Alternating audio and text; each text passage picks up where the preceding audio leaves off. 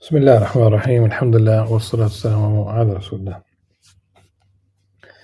We continue reading from Imam Al-Ghazali's The 99 Beautiful Names of God, المقصد الأسنى في شرح أسماء الله الحسنى, translated by David Burrell and Nazih Dahir. And we have reached the number 21-22, Al-Qabid Al-Basit. This is in the middle of page 81. Imam Al-Ghazali rahmahullah said, Al-Qabid Al-Basit, he who contracts, he who expands. Of course, immediately this is an issue with the translation, is that you have to pick a meaning, because really in the immediately within a line or two you'll realize that we have more than contracting and expanding. If one meaning comes to one's mind, we'll find that there's definitely also a metaphor there. So he says, he who contracts, he who expands, is the one who appropriates souls from dead bodies at death and extends souls to bodies at quickening, meaning on the day of judgment. On the day of judgment, and also at certain moments in there are certain events. For example, Jesus Christ, peace upon him, in the Quran, he is the word of God to Mary, peace be upon her. There is no Joseph. There is Joseph, son of Jacob, in a different story, but there is no Joseph in Mary's story in the Quran at all. And the Quran alludes to the story of Adam, if it's for those who have difficulty understanding and believing that God could create a human being with a mother but without a father. But the Quran says, look at the example of Adam, meaning neither father nor mother. It's God who is omniscient. But the point here is that Jesus Christ upon him performed miracles in the Quran. Many of these miracles Christians are familiar with, including healing the blind, healing the leper. But one of these miracles is quickening the dead. But every time he performed a miracle, it's always in the Quran by leave of God. فَبِإِذْنِ اللَّهِ.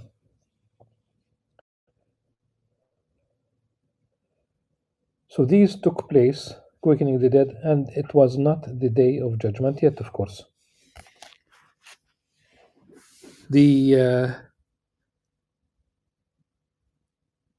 verses following the verse of the throne in Surah Al-Baqarah, the second chapter of the Quran, we talk about, we have 3 verses about Sayyidina Ibrahim alayhi salam. There are many more, but I'm talking about immediately after the verse of the throne.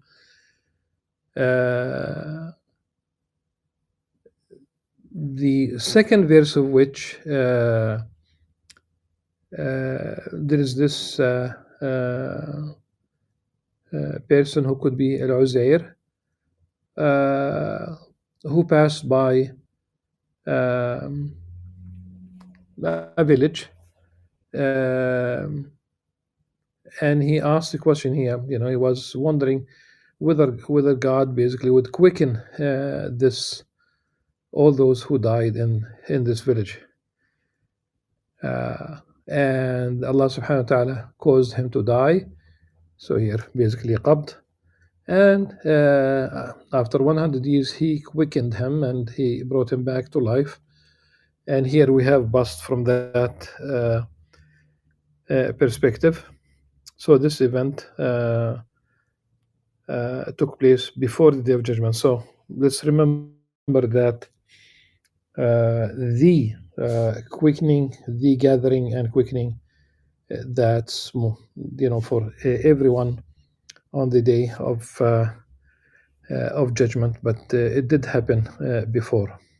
He also appropriates alms from the rich and extends sustenance to the weak. Weak here, financially weak, or literally incapable of attaining wealth and sustenance. He, subhanahu wa ta'ala, extends sustenance to the rich to the point where uh, no need remains, and holds it back from the poor until no strength is left. And one more, at least.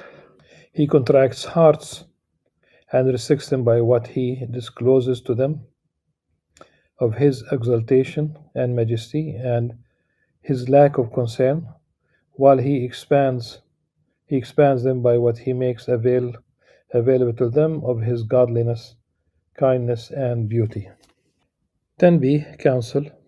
The one who contracts and expands, al-qabid al-basit, among men. So what share people could have, what could they basically uh, appropriate in their behavior.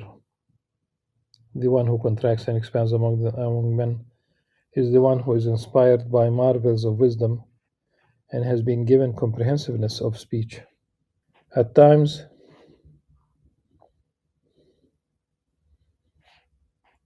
he expands the hearts of men by reminding them of the blessings of God, great and glorious, and his consolation.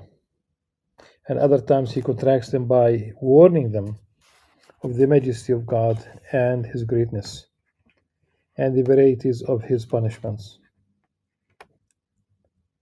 And this is really about the preachers, scholars, preachers, teachers. They should not pick one line only. They should not be only warning. They should not only be talking about punishment. They should not be talking only about hellfire.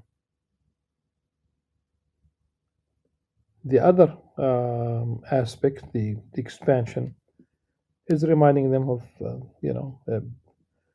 paradise, but also the possibility of forgiveness, and also encouraging them to just simply introducing them into the that vast uh,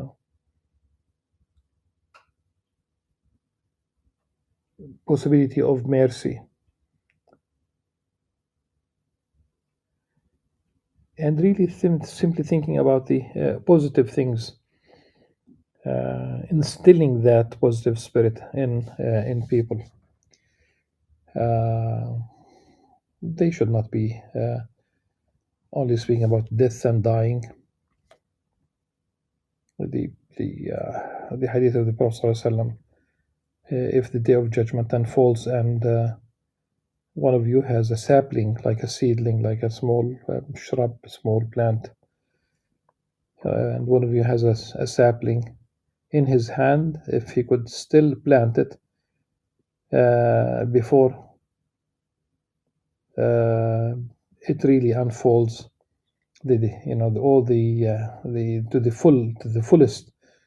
We talk about the day of judgment, then he should.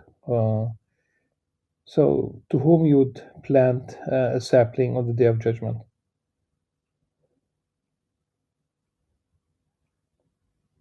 It simply teaches us to continue doing positive things until the very last moment of this life. A positive outlook. This does not mean that that we adopt the notion that there is progress and that there is a possibility of progress forever. That you have a graphic line um, showing that individually, and the society will always progress indefinitely. This is not possible. This is not possible. His scourge and his revenge on his enemies. So after mentioning the God's consolation, then you mention the God's warning them about God's majesty, and of course his punishment, his scourge, and his revenge on his enemies. As the messenger of God, may God's blessings and peace be upon him, did when he shrank the hearts of the companions from the desire for worship by reminding them that God, great and glorious, said to Adam, may blessing and peace be upon him. And I think we should stop for a second before we mention this, because he shrank the hearts of the companions from the desire for worship by reminding them that God, great and glorious, said to Adam. Now, what is it that first of all, we have this version, of course, of this hadith here, and there's a longer version. The what we have here,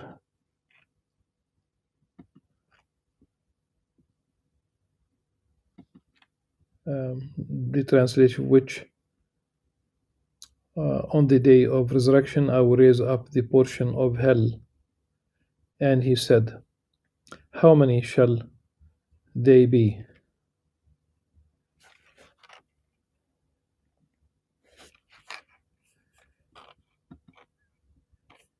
And I think the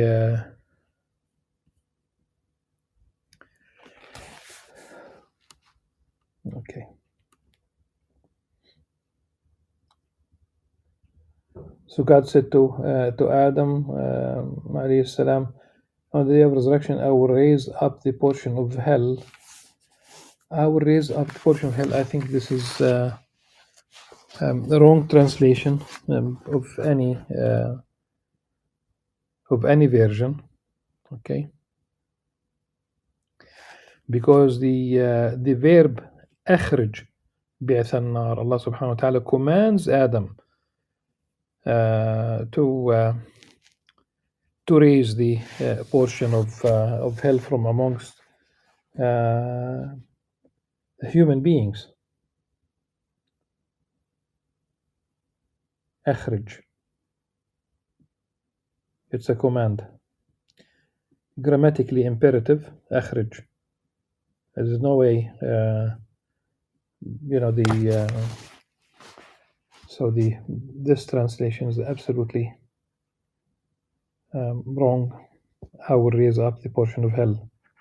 No, it's do raise the portion of hell. This is why Adam alayhi salam asked the question, how many shall they be? In fact, in the hadith al-Bukhari, what is بعث النار? وما بعث النار? أخرج بعث النار. Adam alayhi salam responded by saying, وما بعث النار. And he said, 990, 9 out of every 1,000. Here, Imam Al-Ghazali says, the hearts of the companion were broken, really, so that they became lukewarm to worship.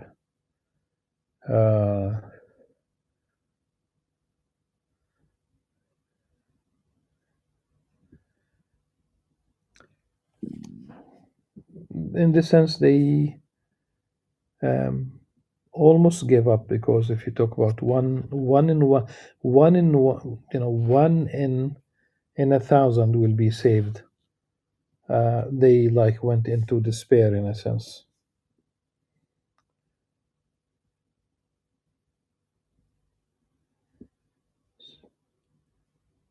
So when he began to realize just how contracted and dispirited they were, he revived their hearts and expanded them by reminding that in respect to the other peoples preceding them, they were like a black mole marking a white ox hide. Uh,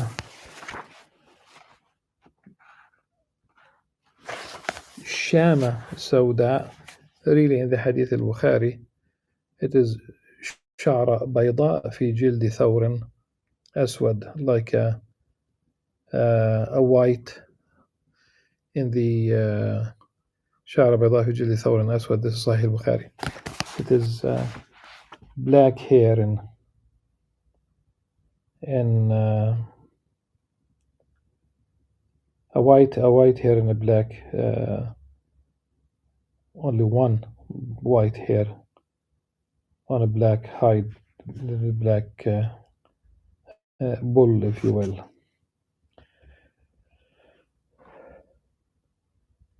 Yes.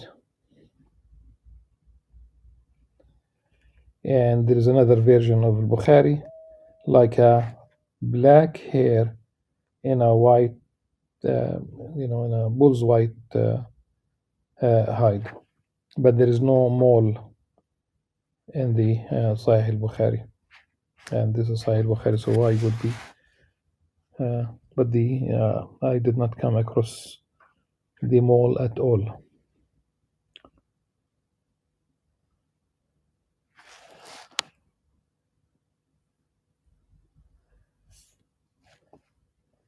And of course, let me just read Hadith al-Bukhari, because there is the good news is there, but also so after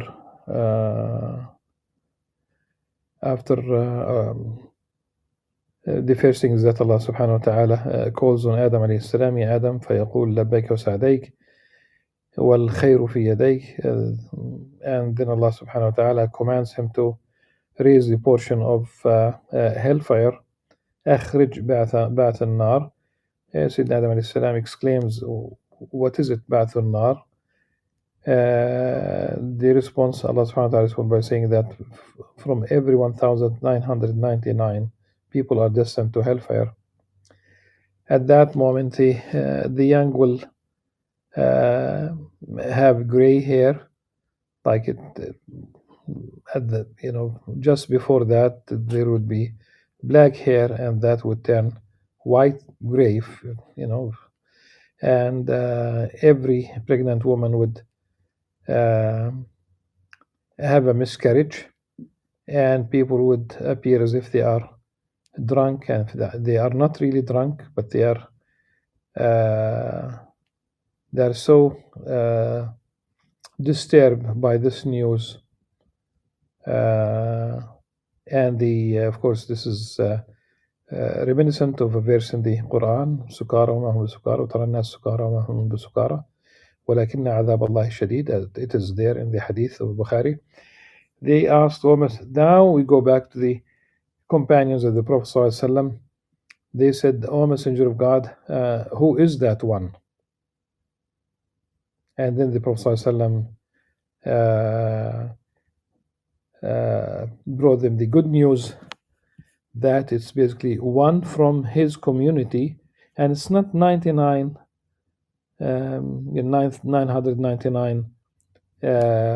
people from his own community. No, it is, he said, وَمِن يَأْجُوجُ وَمَأْجُوجُ أَلْفًا. It's basically Gog and Magog. So it's not really from amongst the Muslims. And then he said, the Prophet ﷺ, like the effectively وَلَذِي نَفْسِي بِيَدِهِ, by God, I hope that you will be a quarter of the people of paradise. Then they said, فَكَبَّرْنَا, said Allahu Akbar. They were happy. You might, of course, he continues, he said, I hope that you'll be 1/3 of the people of paradise, and they فَكَبَّرْنَا, and then he said, I hope you'll be half the people of paradise. أرجو أن تكون نصف أهل الجنة فكبرنا. Then he spoke about people being like either a white hair in a black hide, or a black hide in a white hide of a bull, and this is where it ends. Let's just think about it today. Of course, if you are asking who will be the other people in paradise, if the Muslims are one quarter or one third or one half, who will be the other ones? Remember, there were believers, true believers, and this is just underline that and highlight it if you will, that there were believers, true monotheists, true followers of the prophets. This is true followers of Jesus Christ, peace upon him, before the rise of the post-revelational constructs, theological constructs that led to the Trinity and many other things in Christianity. There were the believers, followers of Musa, Prophet Moses. So whenever there was a prophet, there were true believers, no matter how few. Some of them had large followers, but the Prophet ﷺ remained hopeful that he would have the most followers. So all the prophets. So if we talk about half and half, the other prophets would have, wallahu alam, less followers compared to the Muslims, who at this stage in history, at this moment, we are one quarter of humanity, 2 billion, and I believe it's a little bit more than that. And if you live long enough, you will see, inshallah, tremendous changes.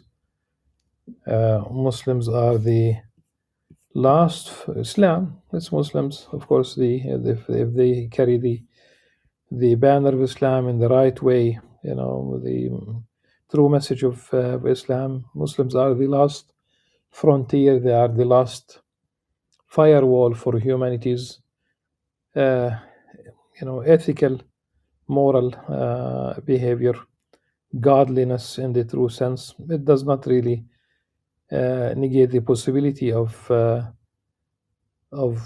people being moral in other traditions.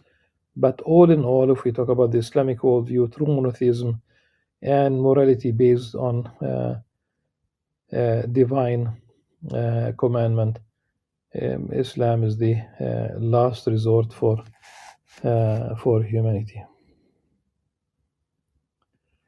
The next names, attributes for Allah subhanahu wa ta'ala, 23 and 24, Al-Khafid Al-Rafi', the abaser, the exalter, is one who abases infidels with damnation and raises up the faithful by salvation. He exalts his holy people by bringing them closer, and abases his enemies by sending them far away. The holy people here is the awliya, the friends of God, those who are really close to Allah subhanahu wa ta'ala. And simply it's a chance to say that peoplehood. Allah subhanahu wa ta'ala created us peoples and tribes so that we may know each other, لِتَعَارَفُوا. And it's very important to realize that the nation state is a modern political construct, and it might work against the notion of knowing each other, against convivencia, against collaboration between the various peoples and tribes and cultures and civilizations. Remember that civilizations are cumulative. There are no 100% separate civilizations, independent civilizations from the others in the absolute sense. The Islamic civilization built on the contributions of others, purified, distilled, sifted through but it did incorporate the scientific heritage, for example, of the Greeks, and added to this tremendously, and presented it. We talk about the golden age of Islamic civilization, and then presented it to Europe, causing really the Renaissance in Europe. So the roots, okay, and Muslims as Ummah now, their status before God is not based on ethnicity, is not based on, it's based on upholding the law, advocating and promoting and living according to that which is good, advocating the good, and prohibiting evil. So it's conditioned upon this ummah would rank highest if it really upholds the law, of course, always with true monotheism, obedience, sincerity. So it has nothing. Why would Allah subhanahu wa ta'ala reward us for something that He created? Okay. وَلِلَّهِ فِي خَلْقِهِ شُؤُونٌ. So Allah subhanahu wa ta'ala exalts His those pious awliya by bringing them closer, and obeys His enemies by sending them far away. And whoever elevates his vision above tangible and imagined things, and his intention above blameworthy desires, God has raised him to the horizon of the angels close to Him, those who are muqarrabun. While whoever restricts his vision to tangible things, and his aspiration to the passions of the beasts share with him, God will reduce him to the lowest of ranks. None but God Most High does this, for He is the abaser and the exalter. Then B. Counsel. Man's share in this consists in exalting the truth and abasing falsehood, by supporting those who are right and by approaching those who are wrong, treating God's enemies as enemies in order to abase them, and befriending God's friends in order to exalt them. As God Most High said to some of His friends, "As for your renouncing the world, it has hastened the repose of your soul, and as for mentioning me, you have been ennobled by it.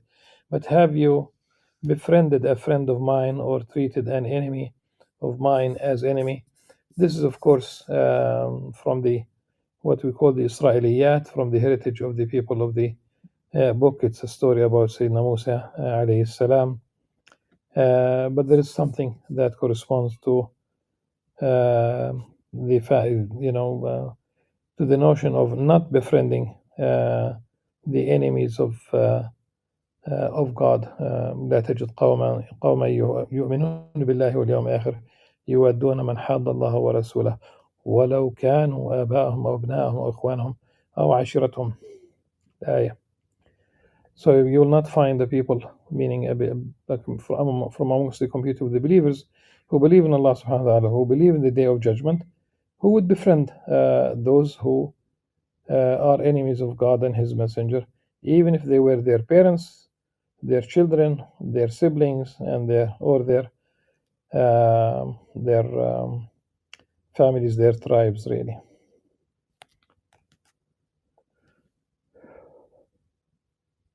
And ultimately, there is no,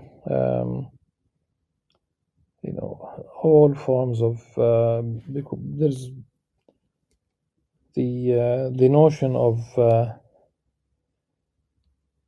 is'ad, of sa'ada, of happiness. It's only possible in away from the material. The material aspect could basically be a source of comfort, but it's not a source of happiness. One should remember this. So the happiness is in being close to Allah subhanahu wa ta'ala.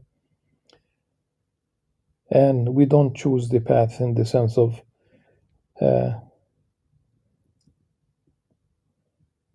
that it would be in a way that will modify the law or ignoring the law or ignoring your obligations.